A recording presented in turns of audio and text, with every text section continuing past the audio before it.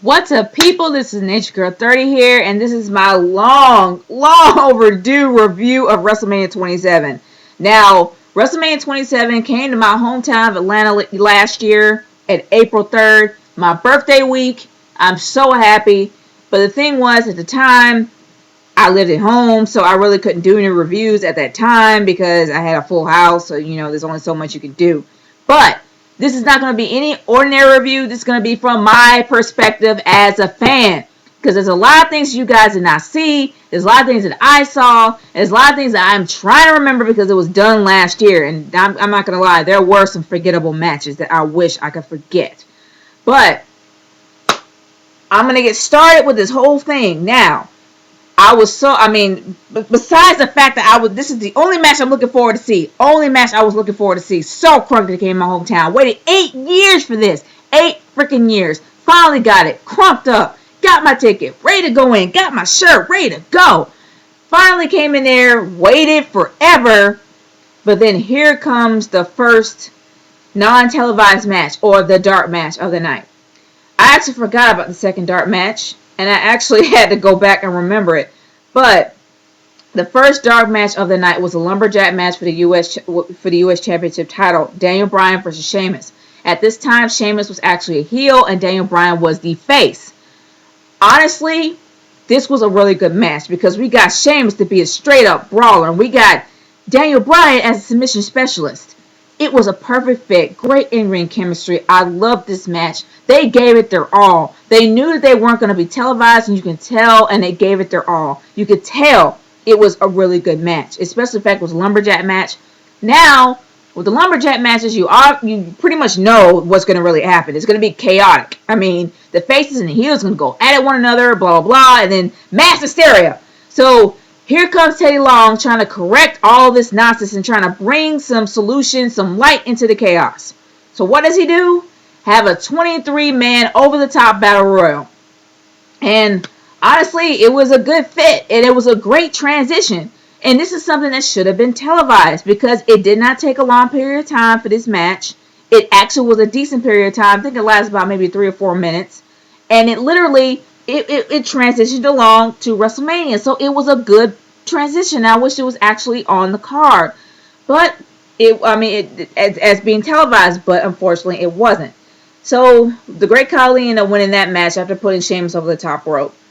But then the waiting is finally over. WrestleMania is about to start. You are ready to scream because you are so hyped up. You waited a year for this. And here comes The Rock.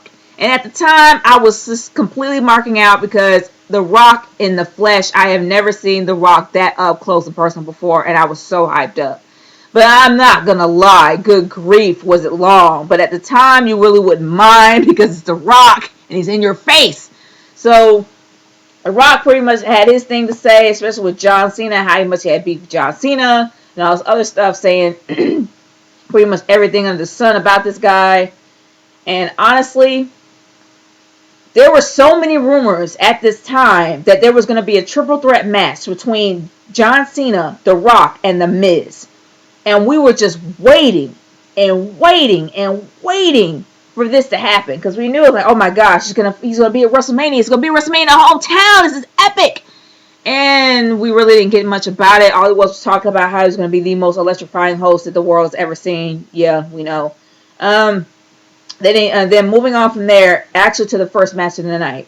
Now, the first match of the night was the World Heavyweight Championship match between Alberto Del Rio and Edge, featuring Christian.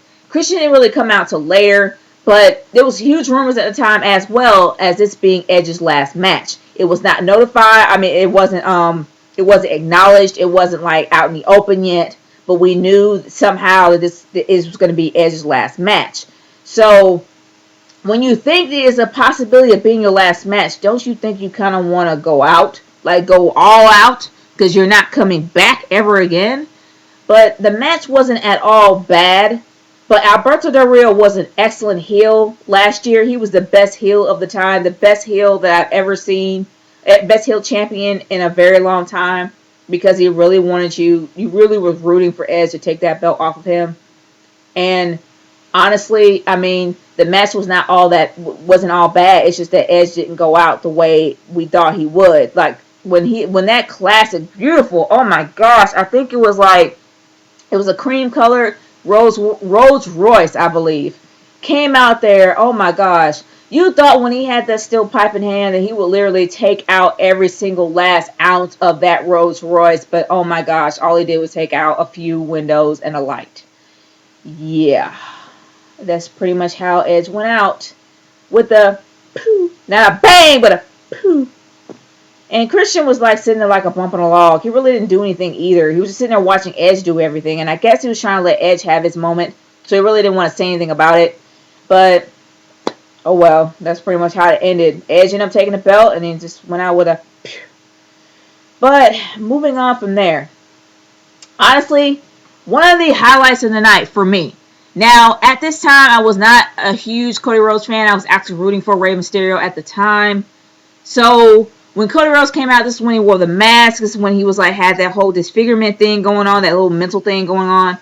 Honestly, this was probably one of the highlights of Cody Rhodes' career. And after that match ended, I literally didn't even hate on Cody Rhodes. I was like, oh my gosh, that was the best match I've ever seen. And it was. That match was the highlight of Cody Rhodes' career. Seriously, he took out a veteran like Rey Mysterio. Rey Mysterio, his style alone is really fast-paced, luchador style. You would not think that Cody Rhodes would actually keep up with it, but he did. He kept up with it and nearly surpassed it. The guy was just completely just going, and countering every single time. And I'm looking am I watching this? What? And I honestly thought that Rey Mysterio would finally get retribution. And he ended up losing. And after that, he continued to lose. That was the best part. I mean, it wasn't best that the Rey Mysterio kept losing, but it's just the sheer fact that Cody Rhodes was able to take out a veteran the way that he did. The match was a decent amount of time. It was a decent pace. They had great in-ring chemistry, even though that their fighting styles are completely different. It worked. And that was one of the highlight moments of the night. One of the best matches of the night. Best match number one, right then and there. Now, there was a lot of promos in between about The Rock, blah, blah, blah. We really didn't see much of The Rock until the end of the entire show, which was somewhat of a bummer. I'm like, okay, what kind of host are you? But anyway, now, moving on from there, the Big Show Tino Marella, and it was supposed to be Vladimir Kozlov at the time, but he got injured, so he ended up having Kofi Kingston take his place versus The Core. Now, honestly, this match should not have happened. This match should have been replaced as a dark match. That match should have been a dark match, and then the World Championship match, the U.S. Championship match should have been in place of that match right there. Because that match only lasted 2 seconds. Seriously, 2 seconds. Just to take out Wade Barrett. 2 freaking seconds. Now, everybody had their own little, everybody had their time to showcase their styles. Big Zeke had his time. Justin Gabriel had his time. Heath Slater had his time. Kofi Kingston had his time. I think Santino Marella had his time. But then here comes Wade Barrett. Finally got tagged in. Actually tagged himself in to go take the Big Show out. Boom! That's it. Match over. 2 seconds. Done. And I'm like, how in the world can Wade Barrett come up from this? Little did I know, he sure did. Thanks to Mr. Randall Keith Orton. Now, speaking of Mr. Randall Keith Orton, his match was next. Randy Orton versus CM Punk. Now, this was when CM Punk was a heel and he was also ahead of the Nexus. And Randy Orton, I guess, was standing up to him. But honestly, I'm not a big Randy Orton fan. But there's something awesome about seeing Randy Orton literally do an RKO out of midair. I don't know why. There was something awesome about that at the time. That match was awesome because of the sheer fact that when you actually are in the ring with CM Punk will make you keep up with his pace. You don't have your pace. You keep up with his pace. And that's how Randy Orton was doing. He was doing his best to keep up CM Punk's pace to make him look good. And you can tell. The match really wasn't circulated around to actually make Randy Orton look good, but it was actually made to make Randy Orton keep up with CM Punk's pace. And you could tell, and it was actually really good. It was done. It was done perfectly. And the way that Randy Orton did his RKO off the top rope, seeing that live at WrestleMania, I don't know why it gives you goosebumps. And I'm not a Randy Orton fan. I'm not even a mark. But it was just something awesome about seeing it off the top rope. It just made you want to go, oh my gosh, that was epic. And I'm not going to lie, that was a good match. That was best match number 2. Now, moving on to one of the matches that I hate more than any match that I've ever seen in my life. Now, for those that have seen Dreamboy899's audios, and for those that have actually heard me mention it, you know what I'm talking about. This is one of my most hated matches of WrestleMania history. Jerry the King Lawler versus Michael Cole with Jack Swagger in his corner. That match literally makes my blood boil every time I talk about it. It literally pisses me off. And that's because it was too freaking long. The match was a darn hour. An hour. I was looking at my watch. People were screaming, boring, boring. And it was. We were begging for this match to end. And it just kept going. We knew backstage that Jerry Lawler pulled his clout card. And he made this match it wasn't even epic. It was just mind-numbingly boring. It was I was envying the people watching it at home because I could fast forward through it or go get a sandwich or something. We literally was waiting an hour for this to end, and it took far too long, and it caused problems later on down the end, and I will explain later. But I hated this match. I will continue to hate this match. And how dare they step in my home state, in my hometown of Atlanta, with this gaudy monstrosity after 8 freaking years.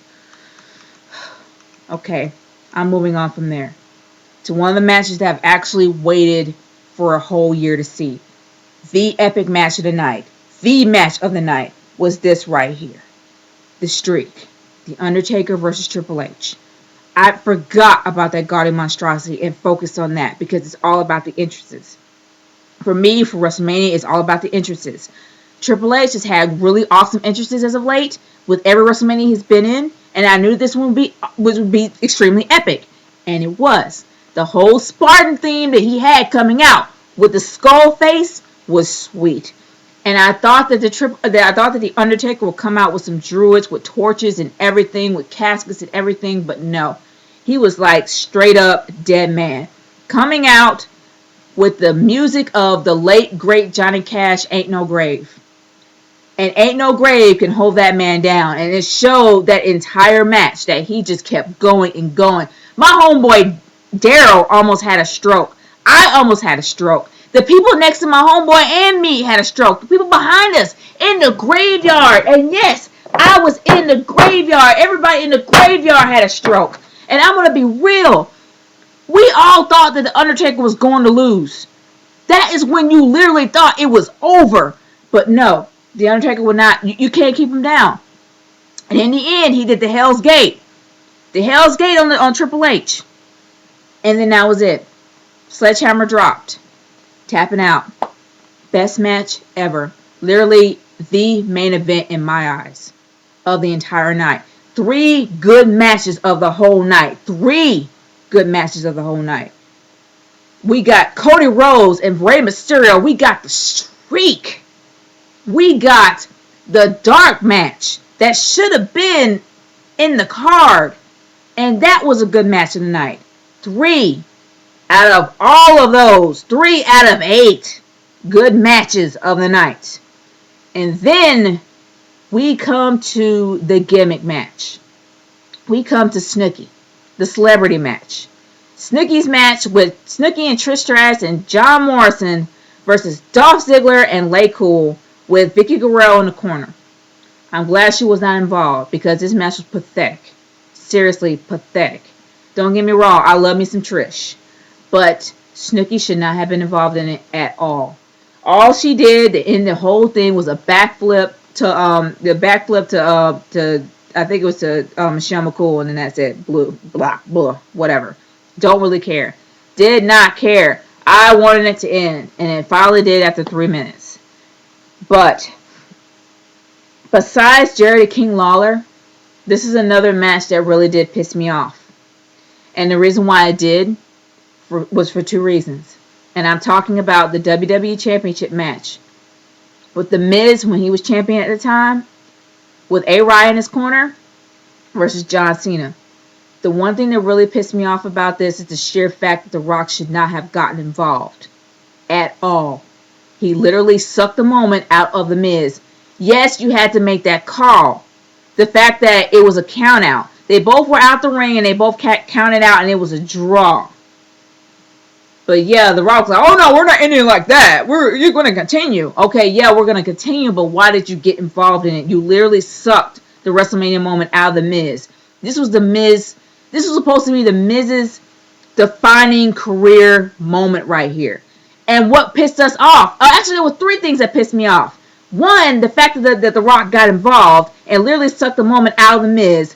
Two, the sheer fact that gaudy monstrosity of a match that was Jerry King Lawler took way too long for them to actually have to do a Super Cena. And I'm talking about both of them did a Super Cena.